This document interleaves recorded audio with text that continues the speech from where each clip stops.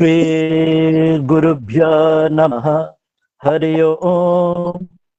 गणानां त्वा गणपतिगुं हवामहे कविं कवीनामुपमश्रवस्तमम् ज्येष्ठराजं ब्रह्मणां ब्रह्मणस्पत आनशृण्वन्नोतिभिः सेदसादनम्। ॐ महागणपतये नमः। আমরা তৈত্তির উপনিষদের পাঠ পড়ছি।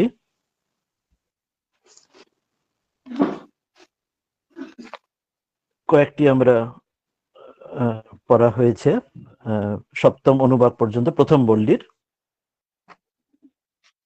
প্রথম শিক্ষাবলীর। আমরা এখন আজকে অষ্টম যে অনুবাদ সেটি আমরা পাঠ করব,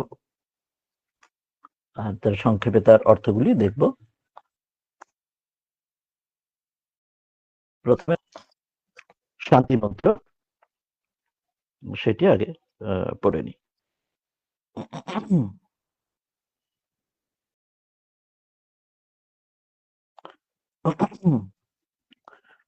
ओम शन्नो मित्र शन्वरुणः शन्नो भवत्वर्यमा शन्नो इन्द्रो बृहस्पतिः शन्नो विष्णुरुक्रमः।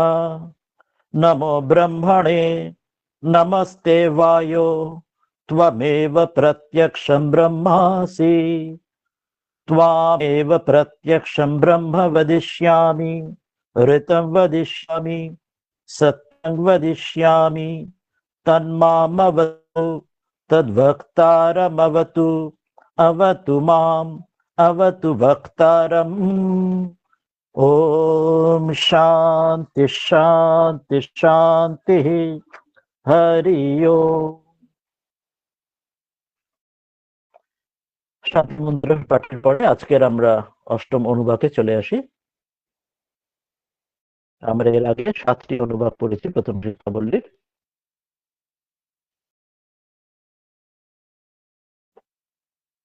সপ্তম অনুবাদ পর্যন্ত আমরা দেখেছি ধীরে ধীরে নানা ভাবে নানা উদাহরণের সঙ্গে সঙ্গে এই সর্বব্যাপী জগতের আমরা এর আগের যে অনুবাদে পড়েছিলাম পাঁচটার কথা 5 ভাবে নানাভাবে ব্যাখ্যা করে সর্বভূত ব্রহ্ম দর্শনের যে ভাবটি বা সেই চিন্তা, সেই ধারণা, স্মরণ, মনন, সে সাধনা বা উপায় ছিল। এবার ধীরে ধীরে যেমন বাইরে থেকে পেরিফেরি থেকে আরো গভীরের দিকে চলে আসছে উপনিষদের মধ্যে এগোচ্ছি। আজকে আরো গভীরে, সেখানে ধ্যান উপাসনায় প্রতীক রূপে ওমকার প্রণবের উচ্চারণের দ্বারা এবং সেখানে তাকে সেই চিন্তনের দ্বারা তার মধ্যে দিয়ে ঈশ্বরের ব্রহ্মের উপাসনা, তার ধ্যান, পরব্রহ্ম অপরব্রহ্মের সেই সাধনার কথা আজকের এই অষ্টম অনুবাদে আসবে। আমরা প্রথমে মূল অনুবাদটি পড়ে নিই, তারপর তার অর্থ ব্যাখ্যায় একটু স্বল্প আলোচনায় আমরা চলে আসব।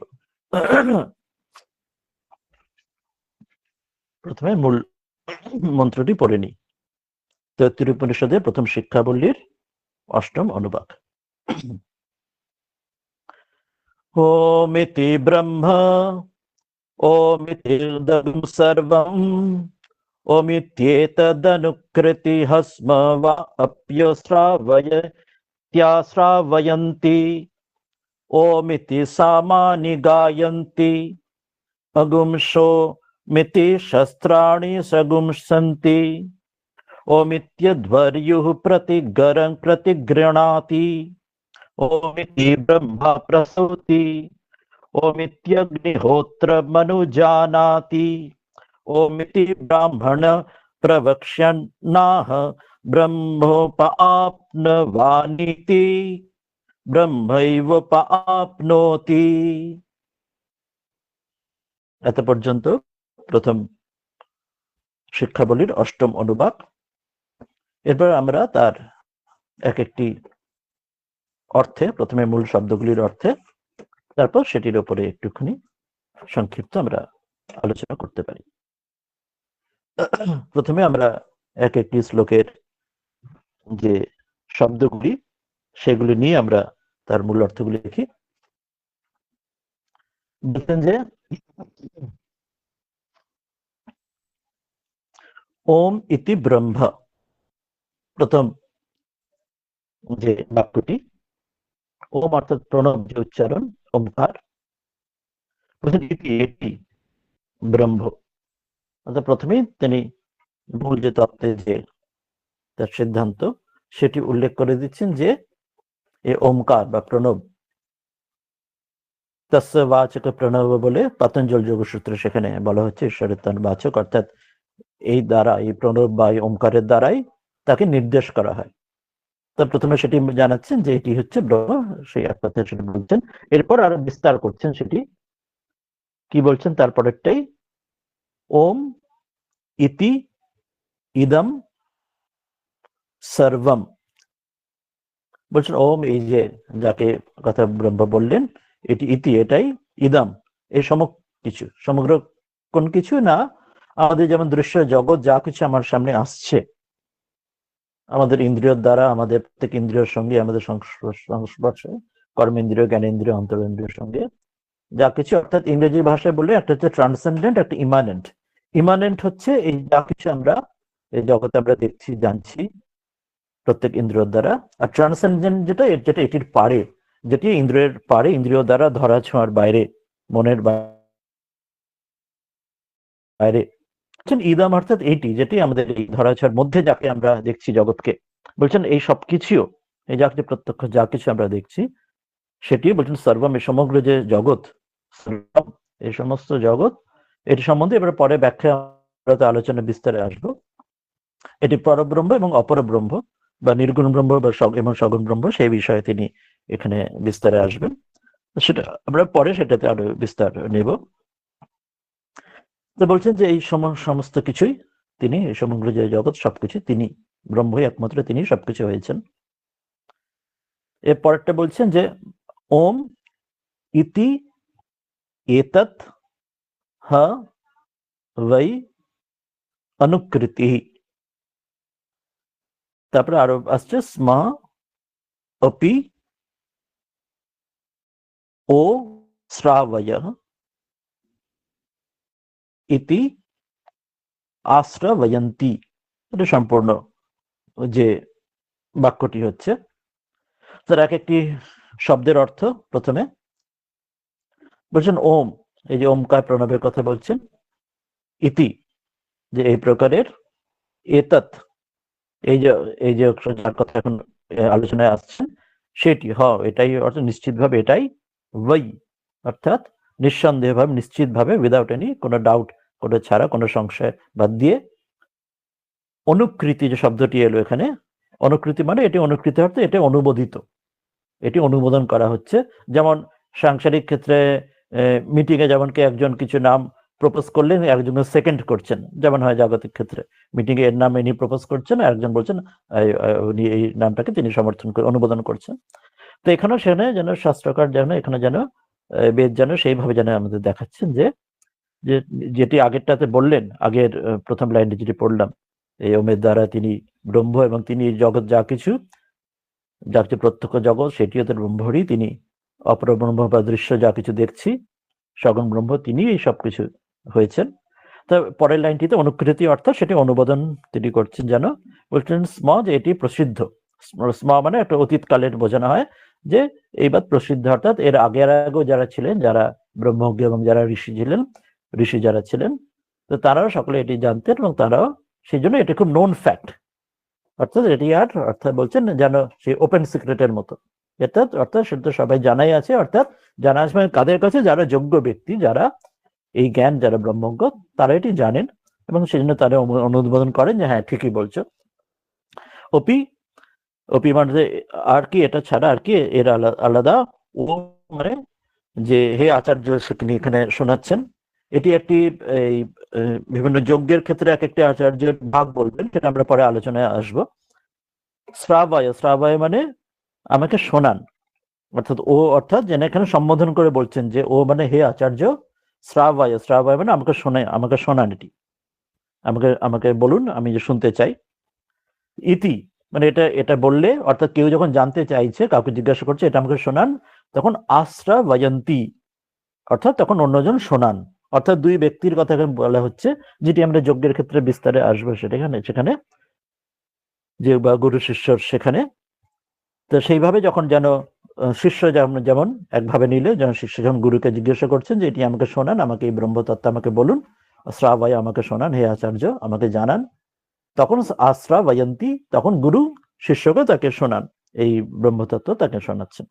তো এইভাবে এই একভাবে তিনি বললেন এটি সম্বন্ধে। অর্থাৎ এখানে এই ওমকার যে প্রথম লাইনে যেটি বললেন, ওম ইতি ব্রহ্ম আর ওম ইতি ইদম সর্বম, যে ব্রহ্মের কথা, যে পরব্রহ্ম অপর ব্রহ্ম নির্গুণ এবং সগুণ ব্রহ্ম বললেন, সেটি পরের লাইনে তিনি তার অ্যাজ ইট ওয়ার জাগতিক ক্ষেত্রে তার অ্যাপ্লিকেশন গুলো তিনি দেখাচ্ছেন, যে সব ক্ষেত্রে যেমন ওমকারের যে এত যে প্রসিদ্ধি বা বৈশিষ্ট্য, সব জায়গায় তাকে ছাড়া হয় না, যে কোনো ক্ষেত্রেই, সে যোগ্য হোক, আচার্যের কাছে শিষ্য শিক্ষা হোক, সব ক্ষেত্রে যদি ওমকারের যে প্রয়োগ এত প্রযোজ্য, সেটি যেন এক একটা অ্যাঙ্গেল, এক একটা অ্যাসপেক্ট থেকে দেখাচ্ছেন। তা প্রথমে ওই অ্যাসপেক্টটা দেখালেন, যে যখন শিষ্য আচার্যকে জিজ্ঞেস করছেন যে শ্রাবায়া আমাকে বলুন, তখন গুরু যেন আচার্য যখন শিষ্যকে শোনাচ্ছেন আশ্রা বয়ন্তি, তাই বলা হলো। এটি ওই লাইনটাতে পেলাম। এর পরের লাইনটাতে আসছেন ওম ইতি সামানি গায়ন্তি, দ্বিতীয় আর একটা উদাহরণ দিচ্ছেন, অর্থাৎ নানা ঘটনা বা পরিপ্রেক্ষিতে ওমকারের বৈশিষ্ট্য, তার বিশিষ্টতা দেখাচ্ছেন। প্রথমটাতে ওই গুরু শিষ্য সংবাদের ক্ষেত্রে বললেন যে শিষ্য গুরুর কাছে জানতে চাইছেন, গুরু জানাচ্ছেন। দ্বিতীয়টাতে বলছেন ওম ইতি সামানি গায়ন, ওম মানে এই যে যার কথা বললেন, যে যে ওম, সেই ওমকারকে এইভাবে, যে ওম অর্থাৎ একে এই প্রকারে, এইভাবে সামানি, সামানি অর্থাৎ সামবেদের যে মন্ত্র, সামবেদকে বিশেষভাবে এখানে কেন নিলেন, সব তার মধ্যে অন্যগুলিও সে এসে যাচ্ছে, কিন্তু সামবেদকে নেবার একটা উদাহরণ আছে। আমরা গীতাতে যদি দেখি, বিভূতি যোগে শ্রীকৃষ্ণ সেখানে বলছেন যে বেদের মধ্যে তিনি হচ্ছেন সামবেদ। কেন ঋক সাম সাম রয়েছে, সামবেদের বিশেষ কি কেন না, বেদে যে মন্ত্রগুলি আছে, কোথাও সেগুলি প্রোজ ভাবে আছে, প্রোজ মানে গদ্যের আকারে আছে, কোথাও কোথাও মন্ত্রগুলি পোয়েম, পদ্যর আকারে আছে, আর কোথাও কোথাও মন্ত্রগুলি গীত হয়, গান গাওয়া হয়। এখন আমরা যদি নিজেদের ক্ষেত্রে আমরা যে জানি, যদি আমাকে যদি প্রোজ পোয়েট্রি আর যদি গান বলা হয়, প্রোজটা তো গদ্য হচ্ছে খুব নিরস লাগবে, এতবার একটা গদ্য ওটা পড়ে মনে রাখা বা পড়তে অতটা স্বাভাবিকভাবে ওটা খুব শুষ্ক মনে হতে পারে। তার চাইতে পোয়েট্রি, পোয়েম বেশি ভালো লাগবে, কারণ পদ্যের মধ্যে ছন্দ রয়েছে, বেশ সুন্দর ভাষার কার সে যে খেলা থাকে, তাদের শুনতে ভাবটা ভারী ভালো লাগে, মনেও সহজে মুখস্থ করা যায়, পদ্য সহজে আরো সহজ হয় আমাদের প্রাণের হৃদয়ের ক্ষেত্রে। আর তার থেকেও বেশি হয় যদি গান হয়, তুই একই বিষয় যদি গদ্যতে শুষ্কভাবে কঠিন ভাবে লেখা থাকে, তার চেয়ে পদ্য হলে সেটি আরো মনে প্রাণে দোলা দেয়। আর সেটি যদি গান যদি হয়, তাহলে গানের সুরে, গানের ভাবে সেটা খুব সহজে আরো মনের মধ্যে গেঁথে যায়, অর্থাৎ ওটা প্রাণের আরো কাছাকাছি হয়।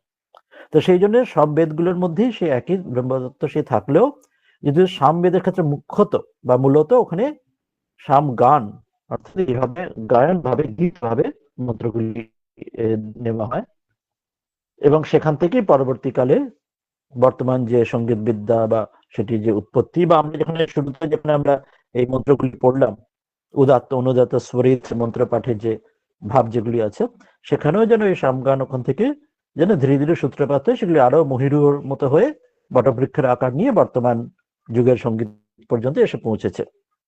তো সেই জন্য সামগানের এই বৈশিষ্ট্যের জন্য বিভূতি যোগে গীতাতেও শ্রীকৃষ্ণ ওখানে বলছেন যে বেদের মধ্যে তিনি হচ্ছেন সামবেদ।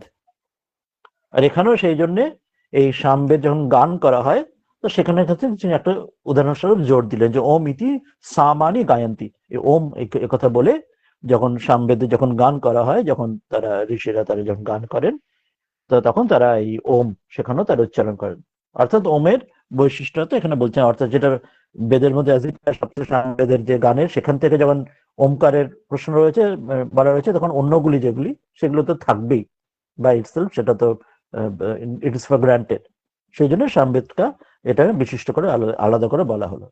এর পরের উদাহরণ নিচ্ছেন ওম সোম ইতি শস্ত্রাণি সংসন্তি, পরেরটাতে আসছেন যে ওম ইতি শস্ত্রাণি সংসন্তি, বলছেন যে এখানে ওম সোম, অর্থাৎ এখানে ওম সোম এই কথা বলে এইভাবে সম্বন্ধ এইভাবে উচ্চারণ করে, ইতি মানে এইটি বলে, শস্ত্রাণি যে শস্ত্র মানে অর্থাৎ মন্ত্র, অর্থাৎ যে সংসন্তি, সংসন্তি মানে পড়েন।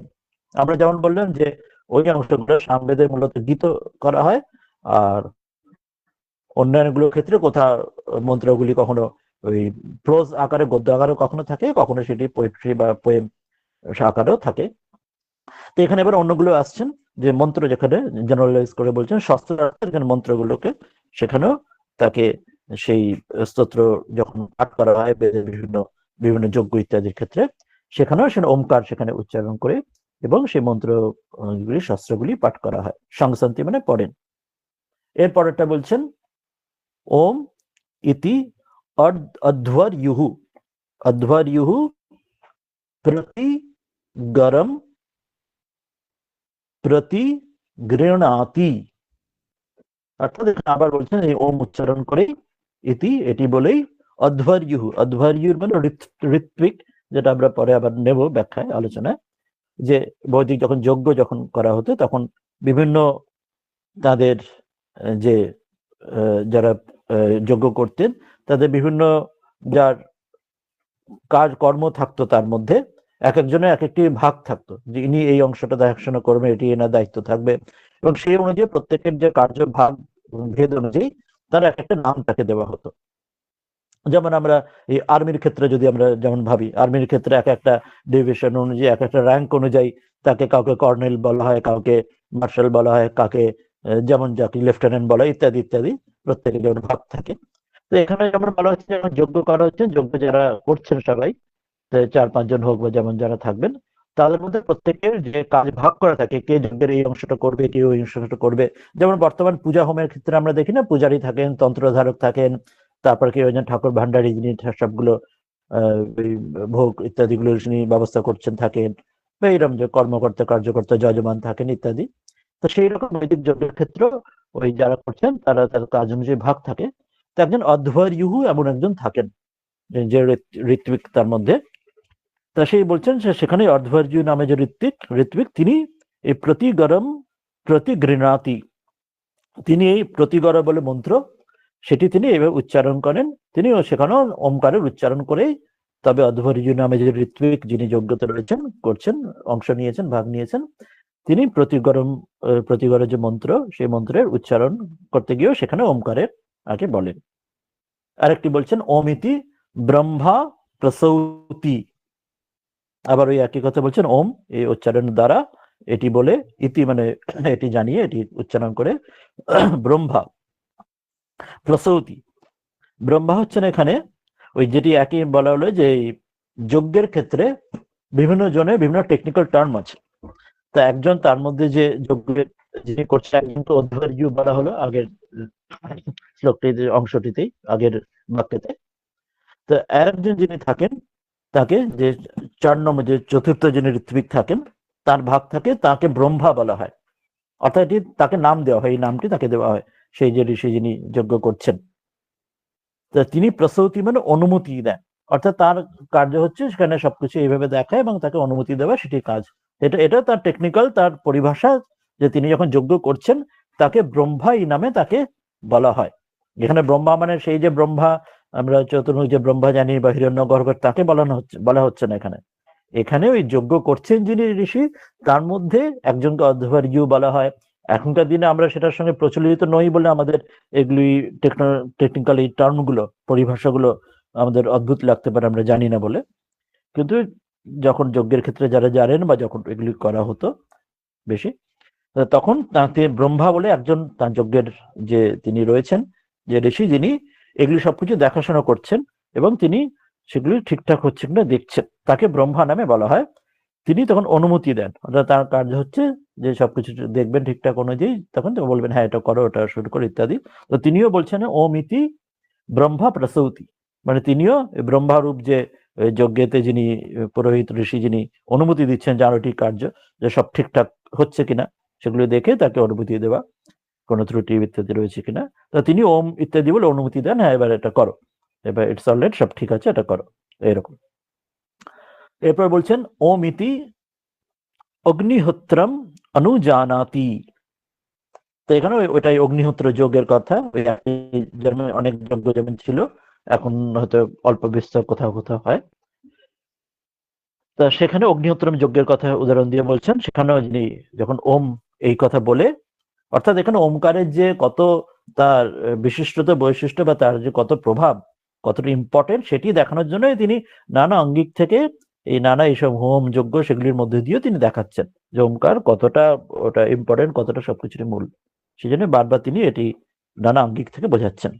আমরা যেমন জানি না যে ওই গায়ত্রী মন্ত্র বলা হয় যে ওমকার দিয়ে পুটিত করা হয়, যখন যারা গায়ত্রী উচ্চারণ করে জানবে যে গায়ত্রী মন্ত্রের আগেতে ওমকার দেওয়া হয় এবং তার শেষেতেও, যখন যিনি গায়ত্রী যখন পাঠ যিনি উচ্চারণ গায়ত্রী মন্ত্র জপ করছেন, আগে তো ওমকার উচ্চারণ এবং শেষে ওমকার উচ্চারণ, অর্থাৎ এই ওমকার দিয়ে পুটিত করা বলে আগে এবং পরে।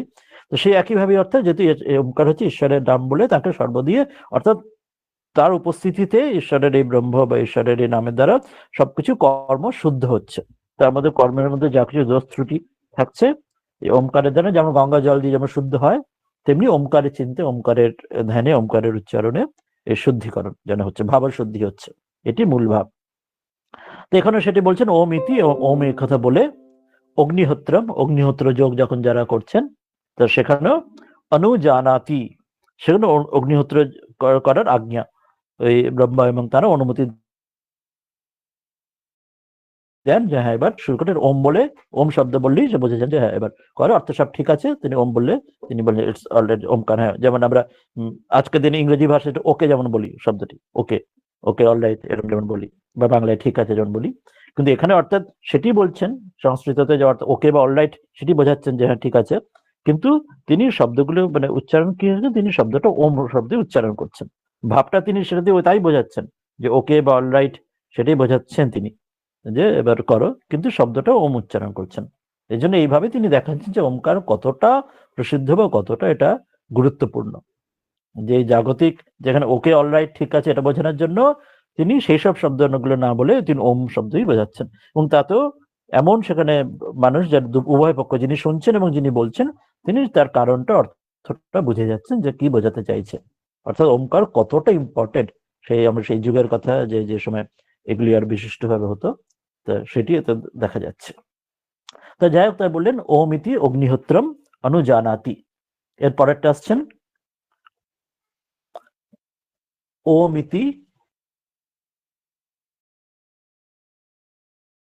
কোথায় গেল, হ্যাঁ প্রবক্ষণ ব্রাহ্মণ আহ ব্রহ্ম উপাপ্ন বাণী ইতি ব্রহ্ম এব উপাপনোতি। হ্যাঁ, তাহলে এটা কি বলছেন পরেরটাতে, যে বলছেন যে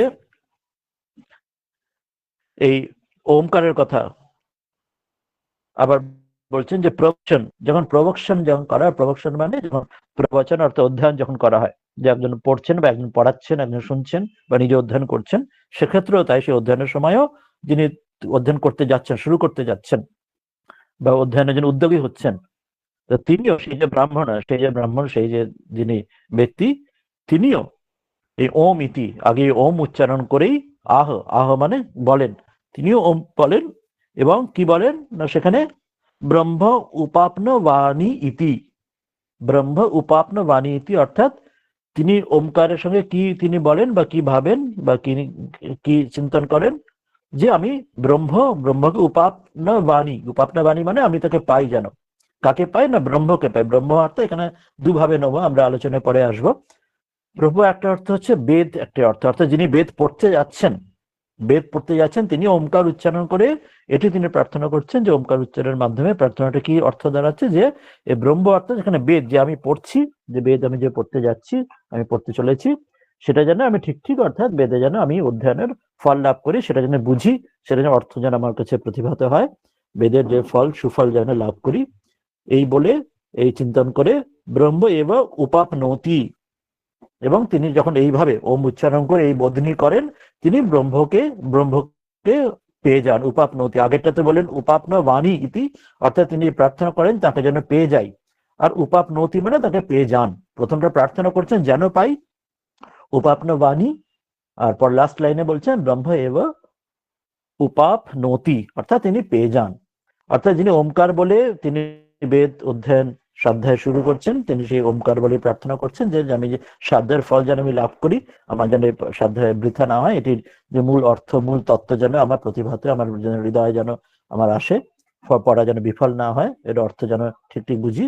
এবং যিনি এইভাবে ওমকার বলে উচ্চারণ করে প্রার্থনা করেন তিনি ঠিক ঠিক নিশ্চিত ভাবে এব উপাপনতি, তিনি তার ফল লাভ করেন, অর্থাৎ তিনি ব্রহ্মকে তিনি ব্রহ্ম, অর্থাৎ এখানে একটা অর্থ হলো যে বেদ, যে বেদ পড়ছেন, ব্রহ্ম মানে এখানে বেদ অর্থ নেওয়া হচ্ছে, যে তিনি হচ্ছেন তখন ব্রহ্মকে পেয়ে যান, মানে বেদকে পেয়ে যান, অর্থাৎ যেটি অধ্যয়ন করলেন পাঠ করলেন এটি তিনি বুঝে যান এবং এটির ফলটা পেয়ে যান, যে তিনি ঠিক ঠিক তার পাঠের অর্থ যা কিছু বেদ অধ্যয়ন করছেন তার অর্থগুলো ঠিক ঠিক তার হৃদয়ে প্রতিভাত হয়, এটি একটা অর্থ। দ্বিতীয় অর্থ হচ্ছে যে ব্রহ্ম সংক্রান্ত, যে ব্রহ্মর যে মুখ্য যে অর্থটা আমরা বুঝি, অর্থাৎ ব্রহ্ম বিদ্যা লাভ, ব্রহ্ম জ্ঞান লাভ, যেটি অর্থাৎ যিনি এই ওমকার উচ্চারণ করে যে বেদ যখন অধ্যয়ন করছেন তাতে তার যে মূল যে ফল লাভ, যে শুধু এই বই পড়া বিদ্যা সেটি বোঝা নয়, ব্রহ্ম জ্ঞান বা ব্রহ্ম বিদ্যা বা আত্মজ্ঞান বা ঈশ্বর লাভ যে শব্দ উচ্চারণ বলি না কেন, তিনি যখন ওইটি প্রার্থনা করেন এটির ফল লাভ হোক, তখন বাস্তবিক তিনি ব্রহ্মকে প্রাপ্ত হন, মানে যে ব্রহ্মজ্ঞান বা তিনি ঈশ্বর লাভ ইষ্ট লাভ তার সেটা হয়। অর্থাৎ ব্রহ্ম শব্দটা দুই অর্থে ব্যবহার হচ্ছে, একটি তার এই অর্থে যে লক্ষণের অর্থে মানে হচ্ছে তিনি বেদ অর্থে বোঝানো হচ্ছে যে তিনি বেদ পাঠ করছেন, তো বেদ তিনি সেই পাঠের অর্থ তিনি ঠিক ঠিক ভাবে অর্থ ইন্টেলিজেন্ট, তার ইন্টেলিজেন্ট আন্ডারস্ট্যান্ডিং সেটা তার ঠিক ঠিক ভাবে যেন হয় সেটি প্রার্থনা, এবং সেটা সত্যি হয়, এটি একটা অর্থ হলো। আর দ্বিতীয় একটা অর্থ যে মুখ্য অর্থ ব্রহ্ম শব্দ দিয়ে যে শুধুমাত্র ইন্টেলেকচুয়াল আন্ডারস্ট্যান্ডিং নয়, তিনি বোধে বোধ, তিনি অনুভূতি হচ্ছে, তিনি উপলব্ধি করছেন, ব্রহ্ম সাক্ষাৎকার করছেন, তিনিও ব্রহ্মের কৃপায় ঈশ্বর কৃপায় তিনি তো উপলব্ধি করছেন, এটি আর একটা অর্থ দেওয়া হলো। দুই অর্থ দিয়ে এটা সঠিক। আমরা একটু আলোচনায় চলে আসি। আমরা মূল যে মন্ত্রের যে অনুবাদটি আমরা পড়লাম, আবার একটু একটু করে আমরা দু একটা অংশ আমরা নিই সামান্য ছোট্ট করে। তো বলছেন প্রথম লাইনটিতে কি বলা ছিল, ওম ইতি ব্রহ্ম আর ওম ইতি ইদম সর্বম। আমরা এর আগের যে পর্যন্ত সপ্তম অনুবাদ পর্যন্ত যে পড়েছি তাতে দেখেছি কি ছিল, নানা আঙ্গিক থেকে তিনি দেখাচ্ছেন যে সর্বভূত ঈশ্বর দর্শনের জন্য যে পান্তর কথা পাঁচ রকম উদাহরণ দিয়ে দিয়ে বলা হয়েছিল আগের দিনের অনুবাদ পর্যন্ত, যে সব জায়গায় ঈশ্বরকে চিন্তনের যে ভাব সেটি যেন মনের মধ্যে সেই ভাবটি আসে, তো সেটি নানা রকম উদাহরণ দিয়ে শরীরের মধ্যে, শরীরের বাইরে, জগতে, নেচারের প্রকৃতির মধ্যে এইভাবে দেখানো হয়েছিল।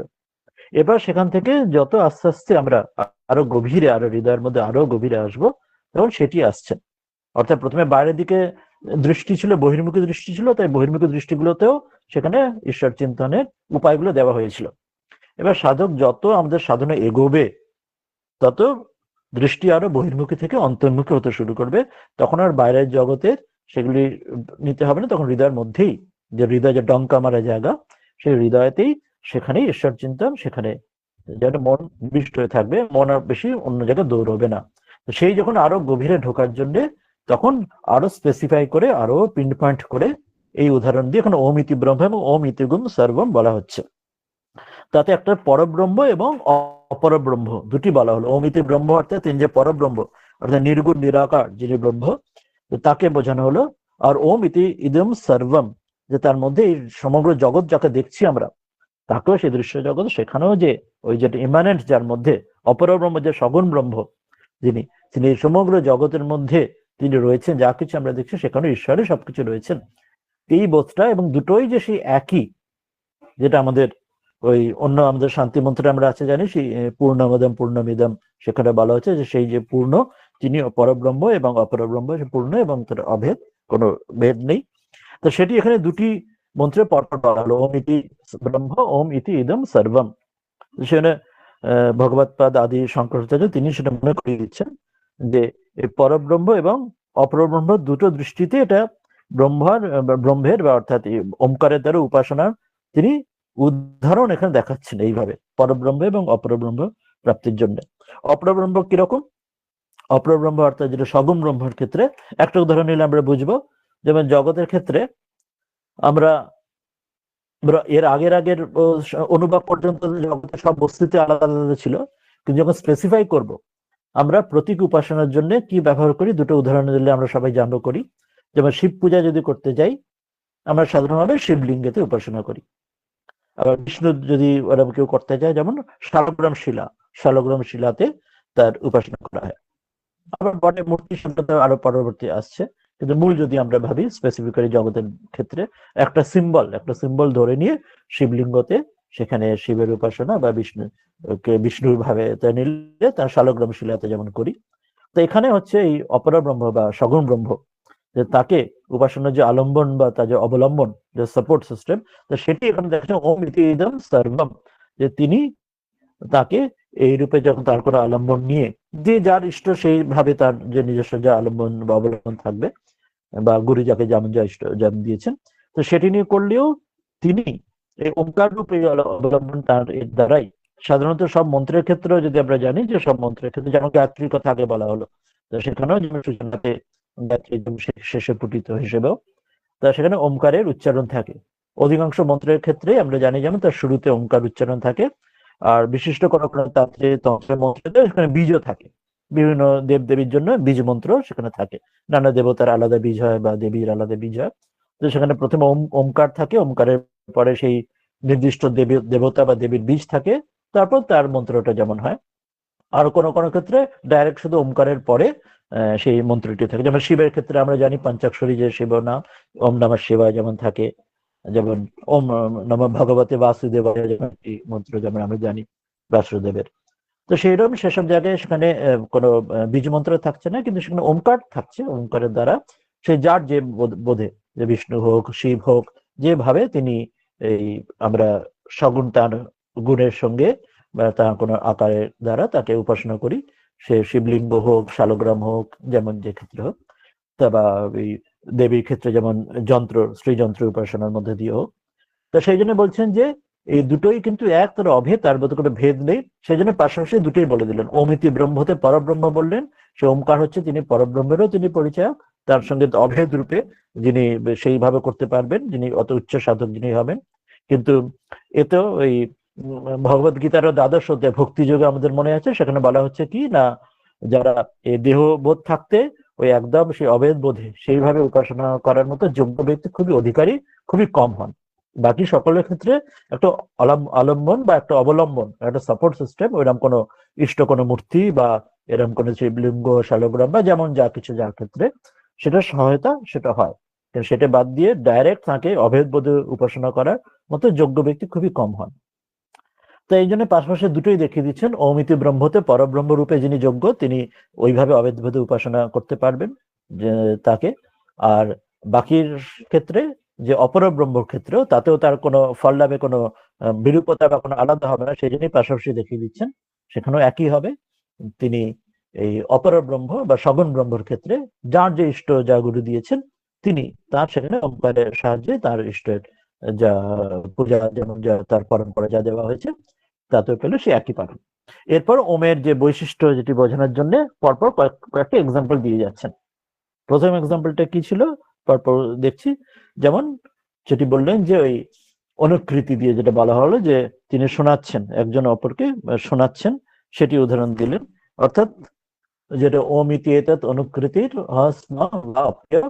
শ্রাবয়তি আশ্রাবয়ন্তি, যেটি বলছিলেন, কি বললেন যে এটার অর্থ হচ্ছে যখন ওই এর ক্ষেত্রে, যখন এই যজ্ঞের ক্ষেত্রে, যখন ঋত্বিকরা যারা যজমানরা যখন এই তারা পাঠ করছেন, যারা উচ্চারণ করছে মন্ত্র ইত্যাদি উচ্চারণ করছেন, তখন একজন তাকে বলে মনে করাচ্ছেন এই যে এই প্রক্রিয়ার মধ্যে যে হ্যাঁ শ্রাবায় অর্থাৎ শোনাও, এবার এই মন্ত্রটা উচ্চারণ করে শোনাও। তো অপরজন তখন সেটি শ্রবণ করিয়ে থাকেন, অর্থাৎ অপরজন তখন উচ্চারণ করেন। অর্থাৎ এটি দুই ভাগে নিতে পারি। যখন আচার্য এবং শিষ্য যখন সাধারণ তারা একের অপরে তারা স্বাধ্যায় করছেন, তখন শিষ্য আচার্যের কাছে জানতে চাইছেন যে আমাকে হে আচার্য আমাকে শোনান, আমাকে এই আপনার স্বাধ্যায়ের যে বিষয়বস্তু আমাকে শোনান, আমি সেটা শুনে শিখবো। আর তখন সেটি শুনে যখন শিষ্য জানতে চাইলে আচার্য তখন গুরু তাকে সেটি শোনান। সেই ইষ্ট মন্ত্র বা তাকে এই এই বিষয়ে তাকে জ্ঞান দান করেন। সেটি ওই বোধে নিতে পারি। আর অন্য বোধে যেটি বলা হলো, যেটি এখন আমরা সেই ধরনের যজ্ঞ কমই হয়, কিন্তু সেখানে যজ্ঞের ক্ষেত্রে এরকম প্রক্রিয়া আছে। যজ্ঞের যে যজমান ঋত্বিকগণ, তাদের মধ্যে এরা বলা হয় যে ওমকার উচ্চারণ করে যে আমাকে এবার এই মন্ত্র উচ্চারণ করে মন্ত্রগুলো শোনানো হোক এবার।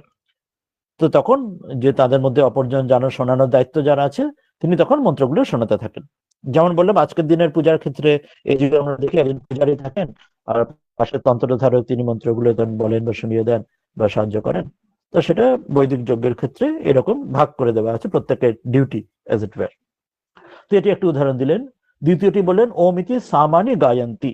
সেখানে একইভাবে যে যখন ওই সামগান যখন এই করা হচ্ছে মন্ত্রের মধ্যে, যখন সেখানেও ওই একইভাবে ওরা করেন যে তারা অন্যান্য চারটে, আমি যে বললাম যে চারটে বেদের মধ্যে সামের ক্ষেত্রে সেগুলি গান করা হয়। তো সেটা উদাহরণ দেওয়া হলো, সেখানেও একই ওমকার উচ্চারণ করে তারা যখন সামগানের তার যে বেদের মন্ত্রগুলো উচ্চারণ করে সেগুলো গান করে শোনান, সেখানেও তারাই ওমকারের উচ্চারণ আগে করেন। অর্থাৎ ওমকার এত ইম্পর্টেন্ট, এত গুরুত্বপূর্ণ যে যাই কর্ম যেই করুক না কেন, ওমকার বাদ দিলে কোনো কর্মই যেন সেটা কিছু করে ফল লাভই যেন হবে না। তো এইভাবে ওমকারের তিনি গুরুত্ব বোঝাচ্ছেন।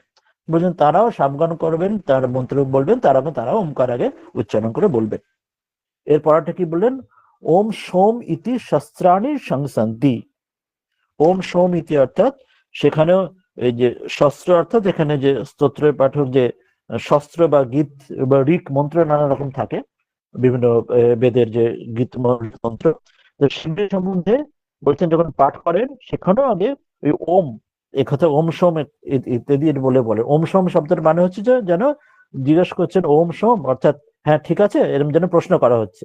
অর্থাৎ মানে ওম সোম শব্দটার মানে হচ্ছে যেন, অর্থাৎ যে একজন যেন জিজ্ঞেস করছে আচ্ছা ওটা ঠিক আছে, মানে অর্থাৎ যে কর্ম করতে যাচ্ছেন যোগের মধ্যে, অন্যজন যেন সেখানে বলছেন হ্যাঁ ওম বলে, তিনি বলছেন হ্যাঁ ঠিক আছে। অর্থাৎ যিনি প্রশ্ন করছেন তিনিও আর বিশেষ কিছু প্রশ্ন না করে শুধু ওম সোম বললেই তার অর্থ বুঝে নিচ্ছেন অপরজন, যে ওম সোম বললে তিনি বলছেন সব রেডি আছে তো, তৈরি তো, তা এটা বললেন, আর অন্যজন উত্তর দিলেন হ্যাঁ ওম, মানে হ্যাঁ ঠিক আছে, রেডি আছি, ওকে ইটস অলরাইট, সব ঠিকঠাক আছে।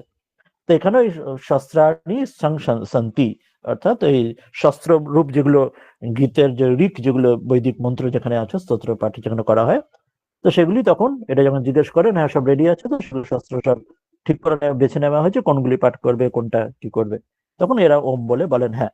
যিনি প্রশ্ন করছেন তিনিও ওম সোম বলে তাই জিজ্ঞেস করছেন হ্যাঁ ইটস রেডি, আর যিনি উত্তর দিচ্ছেন তিনিও বলছেন ওম, বলছেন মানে হচ্ছে হ্যাঁ আম রেডি, দিয়ে তারপর তারা মূল মন্ত্রগুলি পড়েন। একইভাবে ওম ইতি অধ্বর্যুহু প্রতিগরম প্রতি গৃণাতি।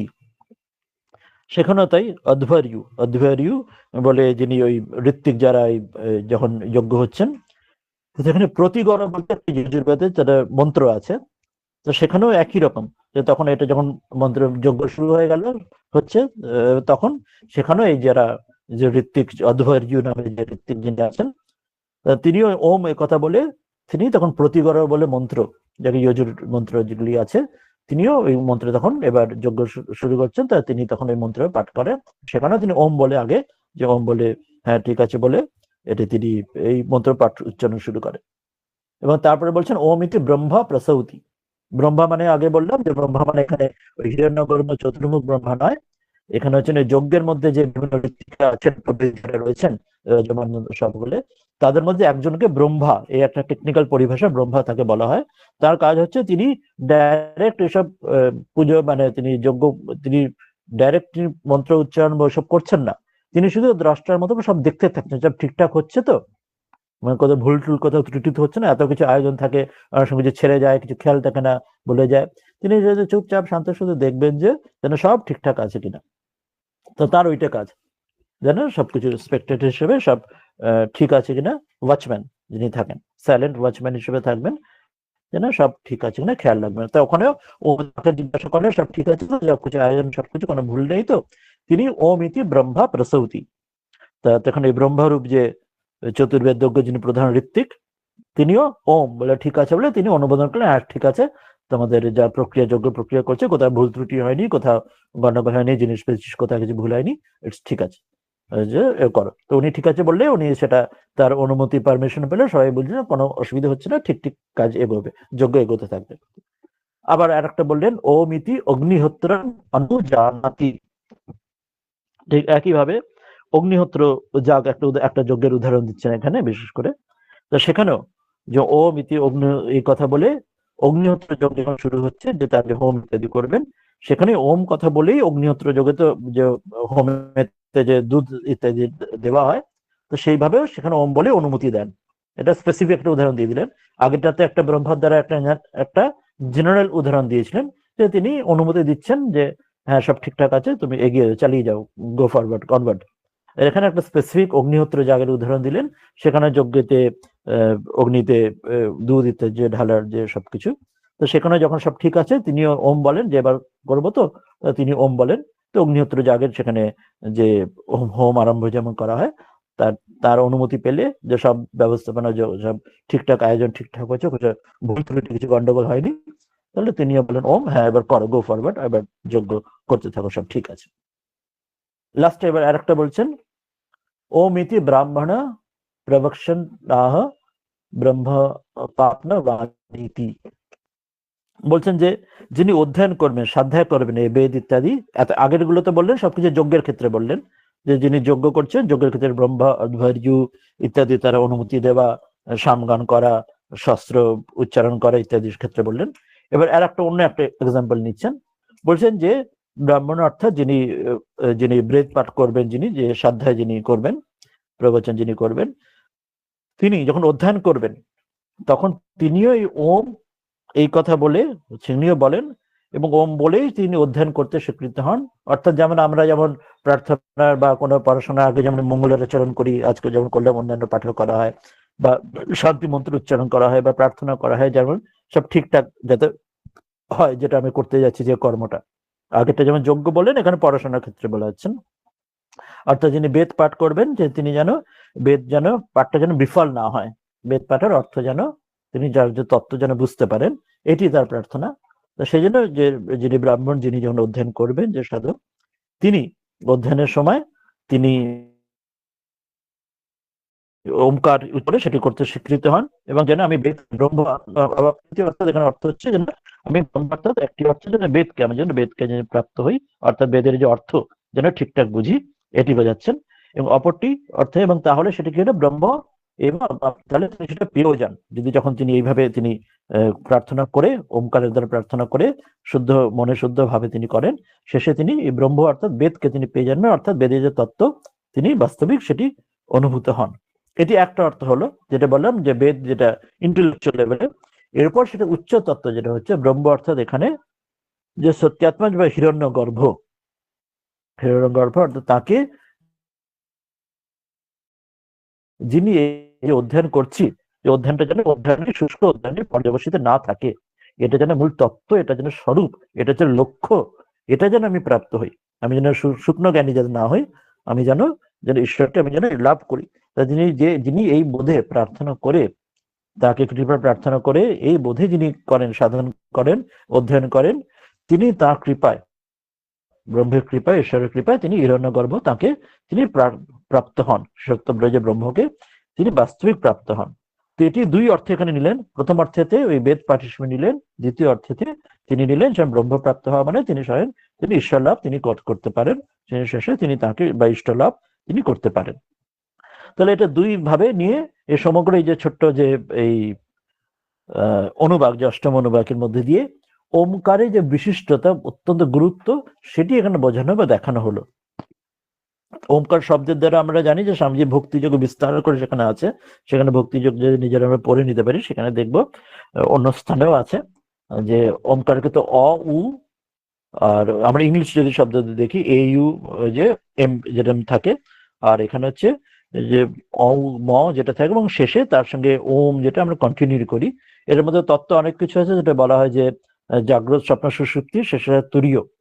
আর অন্য দিক দিয়ে আমরা যদি জাস্ট গ্রামাটিক্যাল অর্থে দেখি, আমরা যে কোনো শব্দ যদি আমাদের কণ্ঠ দিয়ে যা কিছু উচ্চারণ করি, ভোকাল কর্ড দিয়ে যা কিছু, আমরা জানি না কণ্ঠবর্ণ, তালব্য বর্ণ, ওষ্ঠবর্ণ, দন্তবর্ণ ইত্যাদি হয়, যেগুলি মানে কি সংস্কৃত তাই বাংলাতেও তাই হয়। মানে হচ্ছে যখন আমাদের উচ্চারণের সময় কয়ের সময় কণ্ঠতে আমাদের যেখানে স্পর্শ হয়, তালুতে তালব্যতে যেখানে স্পর্শ হয়, দন্ততে দন্ত যেখানে স্পর্শ ইত্যাদি, ওষ্ঠতে ওষ্ঠ, অর্থাৎ আমরা যখন বলার সময় ভোকাল কর্ডেশন মহাভার্জন বেরিয়ে জিহ্বার যেখানে স্পর্শ হয় সেই অনুযায়ী সেই শব্দগুলোকে ওই বর্ণের মধ্যে আমাদের আমরা ক্লাসিফিকেশন করি।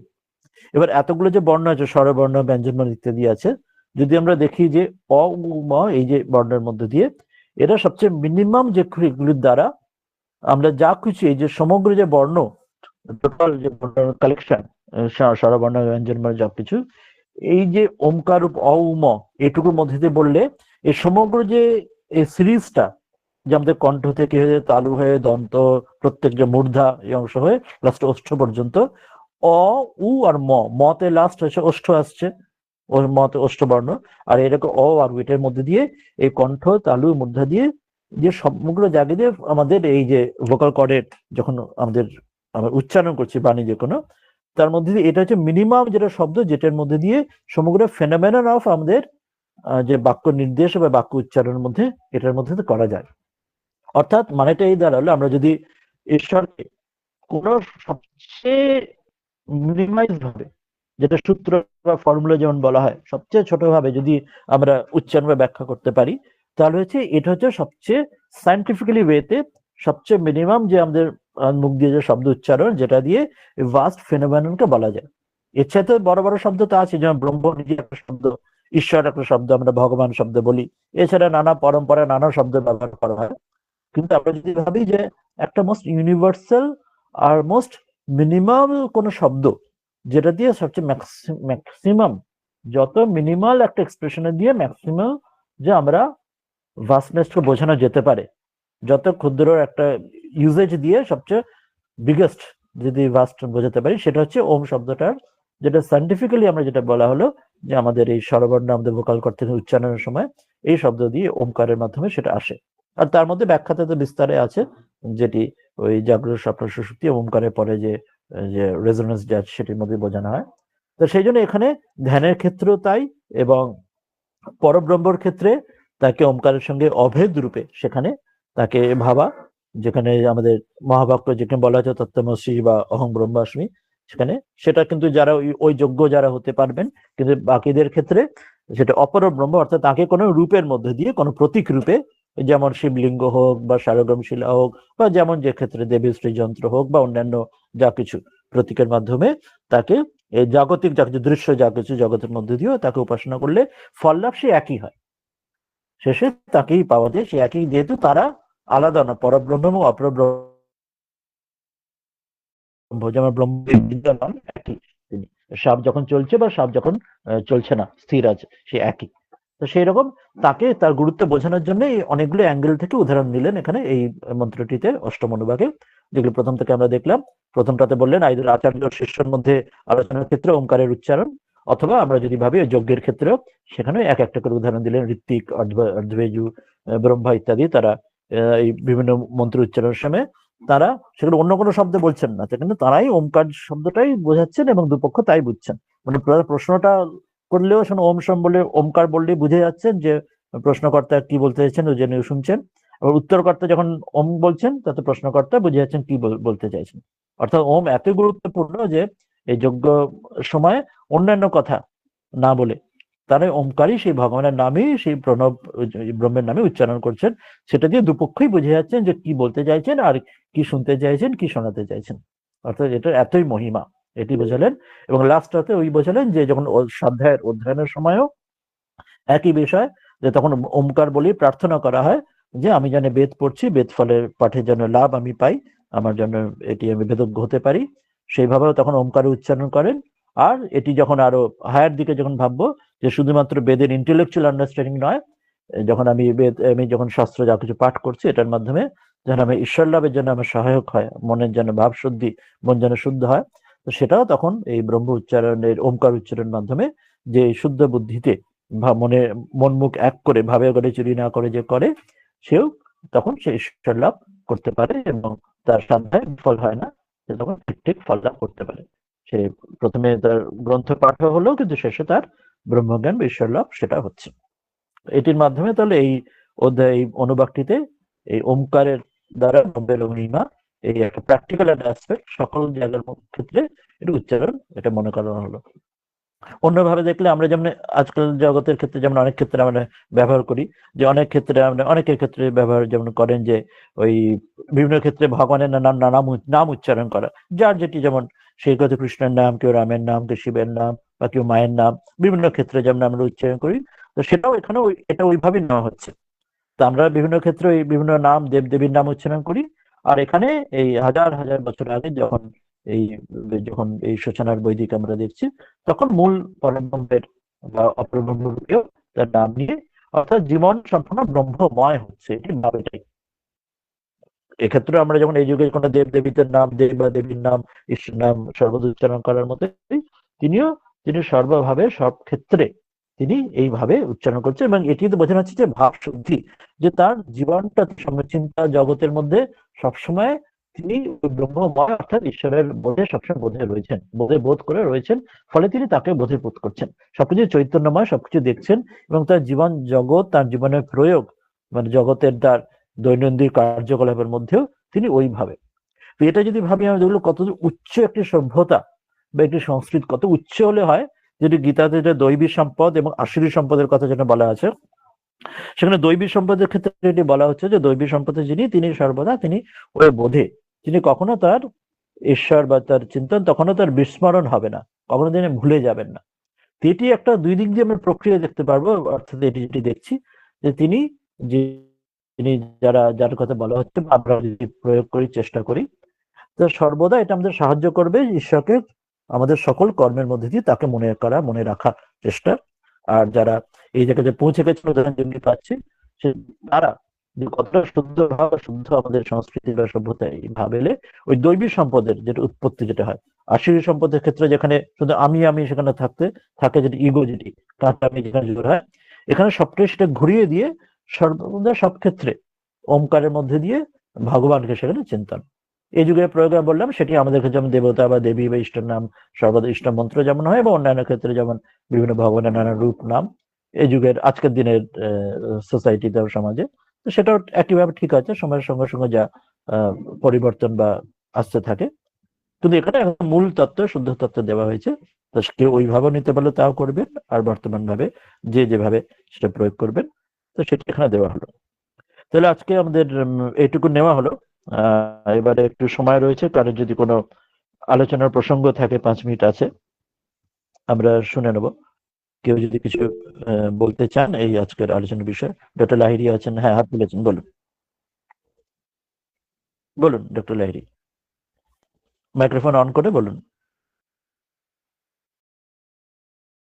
শোনা যাচ্ছে না doctor Lahiri, doctor Shankar Lahiri, microphone on করুন।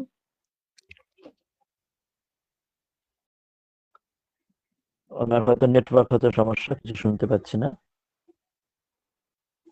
দরকার হলে মেসেজ লিখে দিতে পারেন, যদি শোনা যাচ্ছে না বক্সে লিখে দিতে পারেন। অন্যরা যদি কেউ কিছু প্রশ্ন করতে চান, আলোচনা আসতে পারেন। ডক্টর লাহিড়ী কোনো শব্দ শোনা গেল না।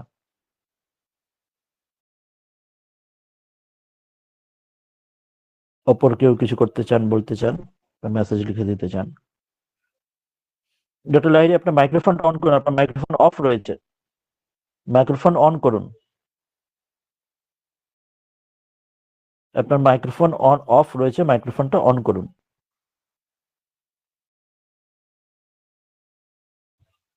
আপনার মাইক্রোফোন অফ রয়ে গেছে, বন্ধ রয়েছে, মাইক্রোফোনটা চালু করুন। হ্যাঁ, বলুন এবার, বলুন শোনা যাচ্ছে এবার, বলুন।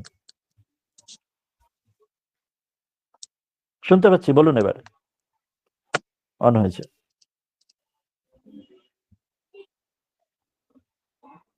ডক্টর লাহিড়ী বলুন এবার, আমি শুনতে পাচ্ছি।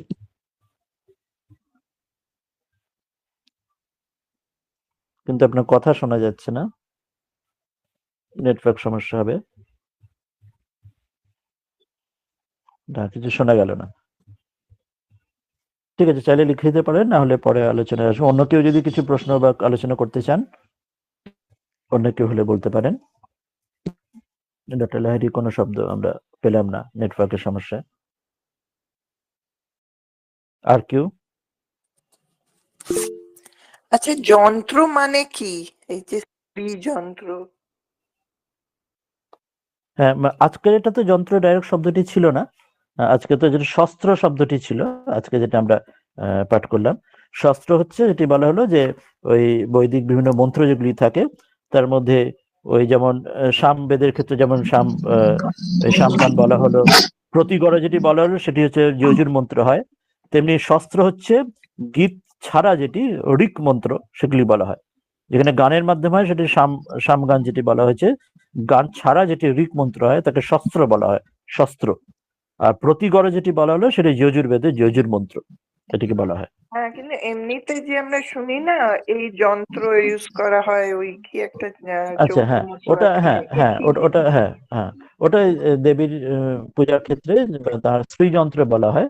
শ্রীযন্ত্র তাকে ওই শ্রীযন্ত্র অর্থাৎ যেমন আমরা বললাম যে শিবের পূজার ক্ষেত্রে আমরা শিবলিঙ্গের মধ্যে পূজা করি, যেমন বিষ্ণুর পূজার ক্ষেত্রে নারায়ণকে নারায়ণ শিলা শালগ্রাম শিলাতে পূজা করি, তেমনি দেবীর ক্ষেত্রে ওই যন্ত্ররূপে প্রতীক তাকে তৈরি করে নেওয়া হয়। সেটি কখনো 2 ডাইমেনশনাল হতে পারে, কখনো 3 ডাইমেনশনাল হতে পারে। 3 ডাইমেনশনাল মানে একটা এরকম তৈরি করে মেরুর মতো তাকে তৈরি করে তার মধ্যে সেখানে পূজা করা হয়। সেখানে তার রূপ, তার কিরম সাইজ, তার কি স্ট্রাকচার কি হবে একদম শাস্ত্রে নির্দিষ্ট করা আছে। আর 2 ডাইমেনশনাল যেটি এঁকে যেমন তাতে অর্থাৎ মাটিতে যেমন তাতে ফর্মে থাকে তাকেও একটা মাপজোকে নির্দিষ্ট থাকে, এবং প্রতিটার মধ্যে তার মধ্যে গভীর তত্ত্ব আছে তাকে যন্ত্রের ক্ষেত্রে যে কি কি তাতে সিগনিফাই করা হচ্ছে, সেই প্রতীকের মধ্যে দিয়ে তাকে পূজা করা হয়। যন্ত্র মূলত শ্রীযন্ত্র দেবীর পূজার ক্ষেত্রে তাকে একটা মূল একটা উদাহরণ নেওয়া হয়। আর শিবলিঙ্গ আচ্ছা, শিবের প্রণাম মহারাজ। নারায়ণ সেটাগুলো। এবার হ্যাঁ শুনতে বলুন। পাচ্ছেন মহারাজ? হ্যাঁ এবার শোনা যাচ্ছে, বলুন। আচ্ছা আচ্ছা, ওং মন্ত্র যেটা আমরা যে কোনো মন্ত্রের আগে একবার ওং বলে নিই, তা আমাকে একজন বলেছিলেন যে ব্রাহ্মণ যারা তারা ওং বলবেন, ব্রাহ্মণ নয় যারা তারা ওং বলবেন না। এটা কি ঠিক?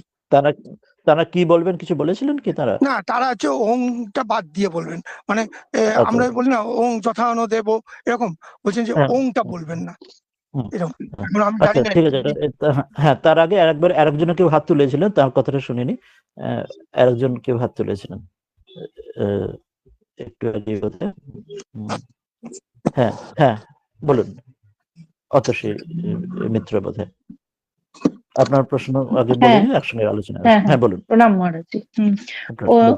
দুটো প্রশ্ন ছিল যে ওই আহ সামগীত হচ্ছে সামে ওই সামানি বললেন, আর শস্ত্রাণী হচ্ছে আর একটা বললেন, হ্যাঁ ওটাও বুঝলাম। হুম। আর আরেকটা যজুর্বেদেরটা কোনটা বললেন? প্রতিগৃণাতি, হ্যাঁ প্রতিগর মন্ত্র। মন্ত্র প্রতিগরণ। হচ্ছে প্রতিগর। আচ্ছা, হ্যাঁ প্রতিগরম, মন্ত্রটা হ্যাঁ প্রতিগরণ। প্রতিগরমটা হ্যাঁ মন্ত্র। প্রতিগরম আচ্ছা, মন্ত্র। আরেকটা হচ্ছে এটা যে যজুর্বেদের। ওমের, হ্যাঁ ওমের কথাটা বলছিলেন যে অ থেকে ম পর্যন্ত, হ্যাঁ মানে হুম, কণ্ঠ থেকে ওষ্ঠ পর্যন্ত, তাহলে উটা হুম। কি টোটালটাই জিহ্বার যেখানে যেখানে টাচ করবে আর কি সেইটা উটা বোঝায় কি হ্যাঁ, হ্যাঁ, মানে স্পেসিফাই করে? হ্যাঁ, ওইটার পুরো যে বাকি অংশটা যেটা অর্থাৎ জিহ্বাজ সঞ্চালন, যদি আমরা ওই বাংলা ব্যাকরণ বা সংস্কৃত ব্যাকরণ সেই মূল হুম থেকে একই থেকে হুম কণ্ঠবর্ণ যেমন আমরা জানি আছে মূর্ধা যেখানে টাচ করছে তালু ইত্যাদি, তা সেখানে দেখবেন যে আমাদের এই যখন অ থেকে উ যখন বলছি পুরোটাকেই আমাদের জিহ্বা হয়ে মতে গিয়ে এখন ওষ্ঠ, অর্থাৎ পুরো যে এই যে সিরিজটা যে কণ্ঠ মধ্যে ইত্যাদি পুরো সিরিজটা এটার মধ্যে দিয়ে কিন্তু এটার মিনিমাল যে শব্দের মধ্যে দিয়ে এই পুরো সিরিজটা কভার করা যায়, যতগুলো বর্ণের যে স্থানগুলো বর্ণস্থানগুলো, সেটি যদি আমরা যদি ভাবি যে কত মিনিমাল কোন বর্ণের মাধ্যমে শব্দের মাধ্যমে ওটা পুরো স্থানটা কভার করতে পারি সমগ্র বর্ণের শুরু থেকে শেষ পর্যন্ত, সেটি অ ম দিয়ে আসতে পারে। মতে লাস্ট অংশ হচ্ছে যে হ্যাঁ ওষ্ঠ ওটা যেখানে ওষ্ঠ শেষ বর্ণ। হচ্ছে, হ্যাঁ আর অ থেকে উ এর মাধ্যমে বাকিটা কণ্ঠ থেকে শুরু করে এই বর্ধা তালু মানে পুরো এলাকাটা পুরো যাচ্ছে, পাস করছে আর কি। যেখানে টিপিক্যালি এক একটাতে আলাদা হয়, ট হ্যাঁ ওই যে মূর্ধা তালব্য প্রত্যেকটাতে স্পেসিফাই করে হয়, সেগুলিতে হ্যাঁ ওই ব্যঞ্জন যে এক একটিতে হ্যাঁ আসছে। মধ্যবর্ণ যেমন আমরা যে পড়ি আর কি, যে মধ্যবর্ণ তালব্য বর্ণ মূর্ধন্য, হ্যাঁ ট দন্তবর্ণ। ঠ ড ঢ হ্যাঁ ন দন্ত, হ্যাঁ হ্যাঁ এইগুলো, হ্যাঁ তালুতে মানে জিহ্বা যেখানে যেখানে টাচ করবে তো সেটা উটা কি টাচ সেটা করে। স্পেসিফাই করে, সেটাই আমি জিজ্ঞেস করছি। হ্যাঁ, হ্যাঁ, হ্যাঁ, অটা তো টাচ ওই যেটা কণ্ঠবর্ণ করছেন থেকেই সেগুলো তো হয়। হ্যাঁ, আচ্ছা হ্যাঁ। আর ওখানে তো আচ্ছা সম্পূর্ণ যেখানে ব্যঞ্জন বর্ণের ক্ষেত্রে টাচটা আসছে সেখানে, যারা আপনি প ফ ব ভ বা এগুলো তালব্য যেগুলি বলা হলো দন্ত ত থ দ ধ এলো, তো এখানে ওই জন্য টাচ না করলে কিন্তু ওই জায়গাটা পুরো এটার মুভমেন্টটা হচ্ছে, অর্থাৎ উ যখন আবার রয়েছে আমরা সম্পূর্ণ ওখানে স্পেসিফিক টাচ লাগলো না, এটা স্বরবর্ণের ক্ষেত্রে সম্পূর্ণ টাচ হলো না সেখানে, কিন্তু আপনারা যে ধরে এখানে নেওয়া হচ্ছে যে সম্পূর্ণ যে স্পেসটাকে এটা কভার হচ্ছে, মানে সবচেয়ে মিনিমাম কোন বর্ণের মাধ্যমে এই পুরো স্পেসটাকে কভার করে নিতে পারি, যেটাকে ম্যাক্সিমাম কভার করতে পারি অন্য সবগুলোকে, মূর্ধা তালব্য দন্ত, সেটা উ শব্দটা যখন আমরা বলছি, উ যখন বলছি আমরা সেখানে হাওয়ার যে মুভমেন্ট, বায়ুর যে মুভমেন্টটা যেটা আসছে গলা থেকে, যখন বললাম যখন বললাম, ওই বায়ুটা এখান থেকে সঞ্চালন, কণ্ঠ থেকে সঞ্চালন হয়ে বায়ুটা এখান দিয়ে আসছে, এসে মূর্ধা তালু থেকে হয়ে লাস্টে মতে গিয়ে একদম ওষ্ঠতে গিয়ে শেষ হলো।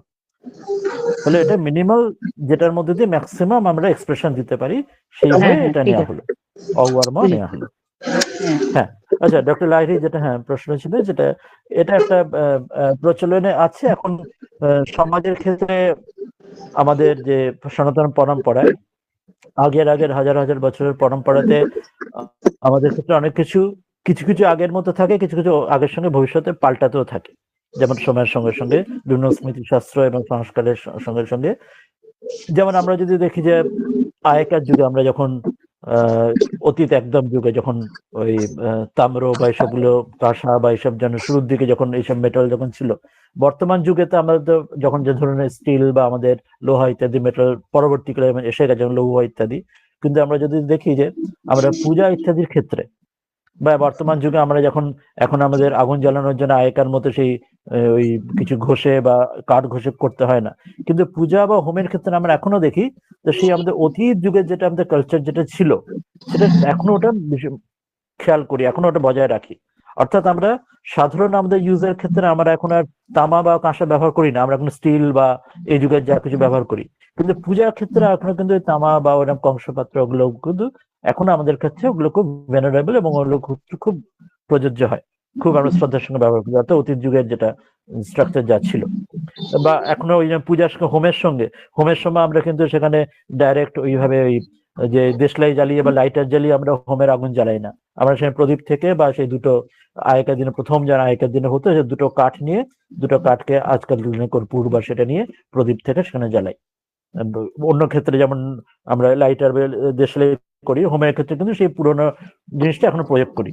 তো সেইভাবে এখন কোনো ক্ষেত্রে কারো এটা মত রয়েছে যে আগেকার দিনে যে অতীত এক সময় সেখানে একমাত্র যারা ত্রিবর্ণ বা বিশেষ করে ব্রাহ্মণ বা ত্রিবর্ণ যারা বেদ যারা চর্চা করতেন তারা শুধু ওমকারের উচ্চারণ নেবে, অন্যদের ক্ষেত্রে ওমকার উচ্চারণের প্রয়োজনে তারা দেবদেবীর অন্য যে নাম, সে রাম বা শিব বা যার যে নাম যার পছন্দ বা গুরু ইষ্ট দেবেন ইষ্ট, সেই নাম নিলেও সে একই ফল হবে। এটা এক সময় সেটা আগে এটা প্রয়োগ হতো, যেমন অনেক ক্ষেত্রে প্রয়োগ হতো যে ওই কোনো ক্ষেত্রে অতীত যুগে যে মন্দির দর্শনের ক্ষেত্রে যেমন অন্য কোনো বর্ণের জন্য বর্ণ বাদ দিয়ে তার সে মন্দিরের শিখর দর্শন করলেই তার মন্দিরে প্রবেশ করে তার দর্শন প্রয়োজন নেই। এবার সময়ের সঙ্গে সঙ্গে হয়েছে যে ভালো বা যেটা সৎ উদ্দেশ্যে যেটা প্রয়োগ সেটা অনেক সময় তার উল্টা বুঝলি নাম বা তার কোথাও মিসইউজ বা অ্যাবিউজ যেটা খুবই সেটা কারোর ক্ষেত্রে এটা যেটা না সেটা বললাম তো, ওটা একরকমের কারাকরের মতে আছে যেটা যে বলা হয় যে এই প্রণব উচ্চারণ শুধুমাত্র তাদের ক্ষেত্রে ব্যবহার করবেন, ওই ত্রিবর্ণ ছাড়া অন্যদের ব্যবহার নয়, এটা একমতের কারাকরে এক। কিন্তু এই যুগের ক্ষেত্রে বর্তমান যুগের ক্ষেত্রে প্রচলনের ক্ষেত্রে সেটা আর ওটা প্রয়োগের ব্যাপার নেই, অতীতে কারাকরের মতে সেটা আছে বলা হতো এবং সেটা কিন্তু বর্তমানে সেটা প্রয়োগের ক্ষেত্রে অধিকাংশ সেটা প্রয়োগের নেই।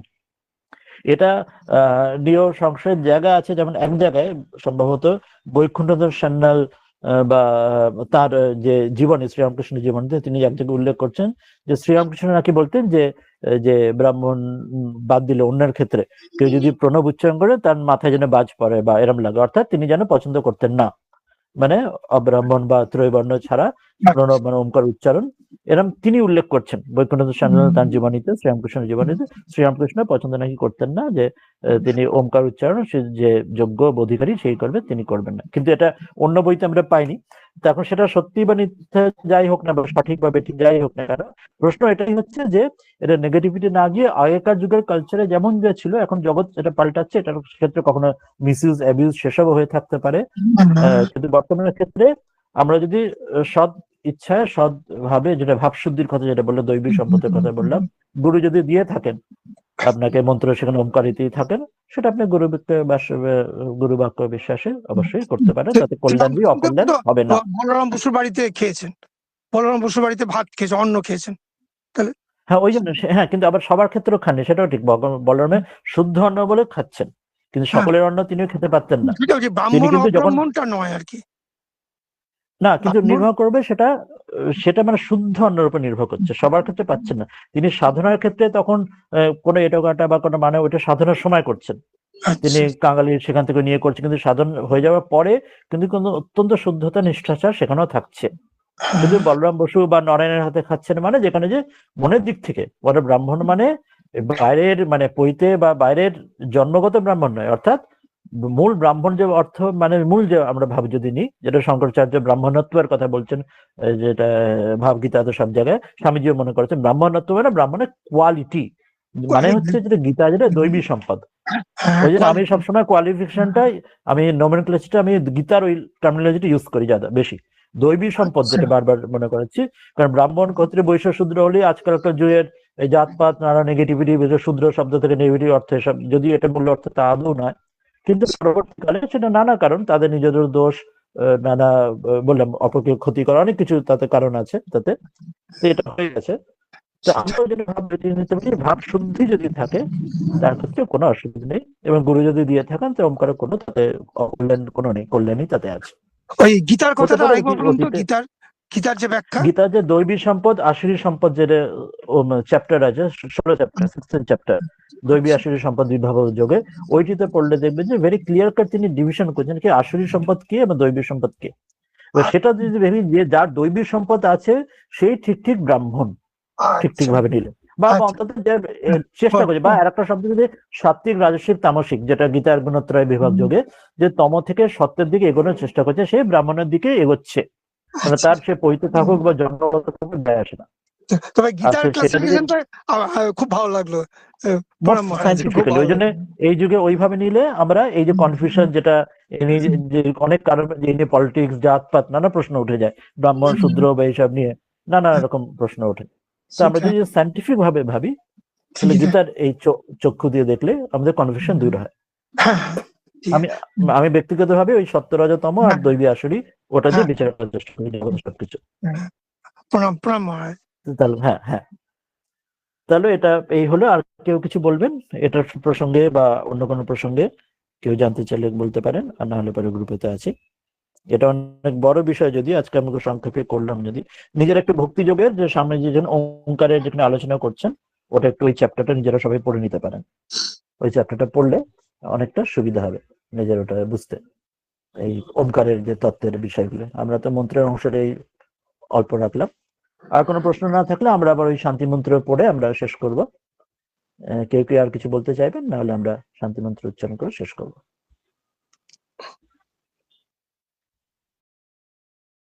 কারো তাহলে কোনো প্রশ্ন নেই, তাহলে আমি শান্তি মন্ত্র উচ্চারণ করি শেষ করি। স্ক্রিনে দেওয়া আছে, আশা করি সবাই দেখছে। ও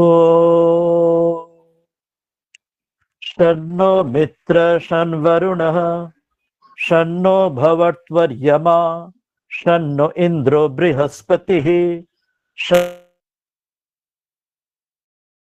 शन्नो विष्णु नमो ब्रह्मणे नमस्ते वायो त्वमेव प्रत्यक्षं ब्रह्मासि त्वामेव प्रत्यक्षं ब्रह्म वदिष्यामि ऋतं वदिष्यामि सत्यं वदिष्यामि तन्मवतु तद्वक्तारमवतु अवतु माम् अवतु वक्तारम्।